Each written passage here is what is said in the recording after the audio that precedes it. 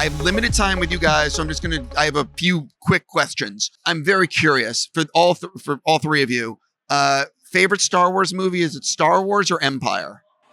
Oh, Empire Strikes Back for me. Empire. I like how there was no debate there. Like, well, some of it is that the original trilogy was super influential to my wanting to go into film in the first place. Yeah. So I remember just being gobsmacked by Empire. Like, such a great story, such a wonderful flight of imagination. And then later when I got to work on Star Wars, you know, I'm under the hood. I see every image 1,000 times. So I know, like, you know, all the ugly details of what it takes to make it. So I don't have the same first impression of the films because I was working on them every day that I had when I was a kid and went and saw the original trilogy. I totally get that. For all three of you, I'm very curious. All three of you have been on movie sets. Do you have a favorite moment from being on set watching something? There's so many. It'd be hard to narrow it down, but I'll say Frank Oz operating the Yoda puppet on Phantom Menace was a real treat. And one of the things that I don't think people realize is, you know, since the sets were elevated and Frank was underneath holding up the puppet was a bit heavy. And we would do these long takes, you know, 1.5 minutes, 2 minutes long. And you got to imagine that takes some physical strength to hold the puppet up there that whole time and keep him alive and active. And when at the end of the take, when George would say cut, Frank would relax. He'd take the weight off his arm. But on set, what that looked like is you saw this Yoda character who appeared to be completely alive and alert. And then George would say cut, and Yoda would just... Yeah. he would just die. And it was kind of alarming.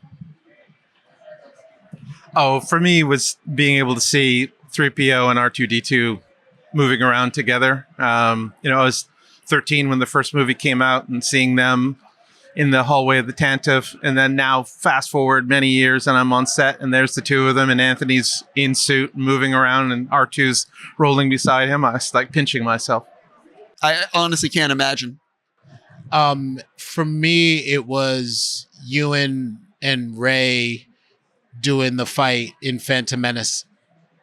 Just watching real time, you know, watching them rehearse it, and then watching Ray Park in the Darth Maul and Ewan McGregor as young Obi-Wan. That was like the first time we saw Obi-Wan in his prime. Jumping into the show, what are you excited for people to see? And it's so generic, and I'm so sorry, but like, what are you excited for people to see in season 2?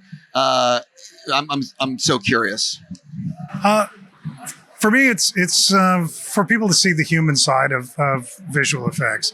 I think there's a lot of PR that makes it look like the shots sort of make themselves. You know, that they assemble themselves. They're all done on computers, and I think people don't really connect that is the product of hundreds of really passionate artists who work really hard and pour every bit of their being into the shots. So seeing some of that happen, I think, is really helpful. For me, it's along the same lines of what John just said. It's the fact that not all of us believed that we could do it, that we were in this amazing circumstance and we were working towards George's vision. But there is that moment when you're just not sure you're the person to do it. You're in the right place at the right time. You think you have the right skills. People have got around you, put you forward. And then you have this moment where you're like, I don't know if I can do that. And so for me, I'm hoping that, you know, there'll be young people out there watching this, and if they see it, they may see, oh, well, I experienced that feeling before, and these people making this amazing movie feel that same way. Maybe I can do it too. So that's my hope. Yeah, I mean, I think a lot of people critique what the screen artists do in a way that doesn't recognize the depth of the people who do it. I think everyone believes like the magic of ILM is the VFX, but the magic of ILM are the people.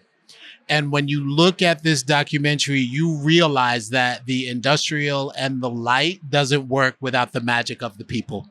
And I am really over the moon that people finally get to see the human beings that make their favorite movies. Thank you so much. I really can't wait to watch season 2. Thank you for everything and all of your work. Thank you. Thank you for having us.